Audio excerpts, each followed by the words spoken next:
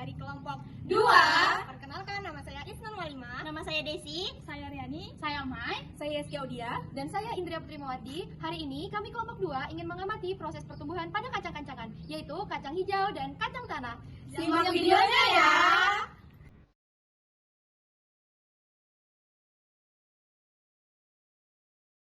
Jadi, biji kacang hijau dan biji kacang tanah disemai menggunakan 3 perlakuan, yaitu perlakuannya meliputi diberikannya air dingin, air hangat, dan tanpa air. Pada hari pertama, proses penyemaian dilakukan, di mana setelah 7 jam kemudian, biji kacang hijau yang diberi perlakuan air dingin sudah mulai mengembang dan sedikit pecah.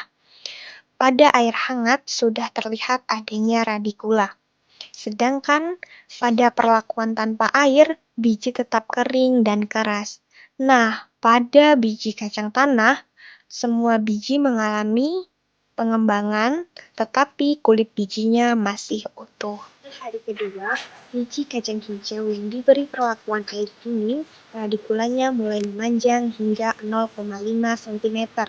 Kemudian, pada perlakuan air hangat, radikulanya memanjang hingga 1,5 cm dan kotiledonnya mulai memisah.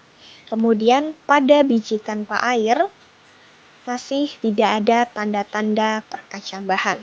Kemudian pada kacang tanah semua perlakuan belum muncul adanya tanda-tanda perkacambahan. Pada hari ketiga, biji kacang hijau yang diberi perlakuan air dingin dan air hangat memiliki panjang batang sekitar 3 dan 4 cm. Kemudian, pada biji kacang hijau yang tanpa diberi perlakuan, belum menunjukkan adanya tanda-tanda perkacambahan.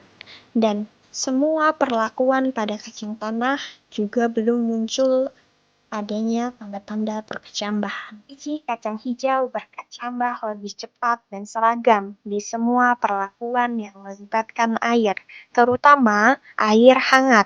Hal ini mendukung bahwa dormansi pada biji kacang hijau secara alami lebih rendah atau mudah dipatahkan. Kemudian, pada biji kacang tanah, berkecambahnya lebih lambat dan membutuhkan waktu yang lebih lama untuk menunjukkan adanya radikula. Hal ini menunjukkan bahwa tingkat dormansi pada kacang tanah lebih tinggi dibandingkan dengan dormansi pada kacang hijau. Kemudian, pengaruh suhu atau pengaruh penambahan air hangat ini mempercepat adanya imbibisi atau penyerapan air yang dapat membantu melunakkan biji. Atau hal ini biasanya disebut dengan mekanisme pemecah dormansi. Sehingga perkecambahan pada kedua jenis biji pada air hangat lebih cepat dibandingkan dengan air dingin.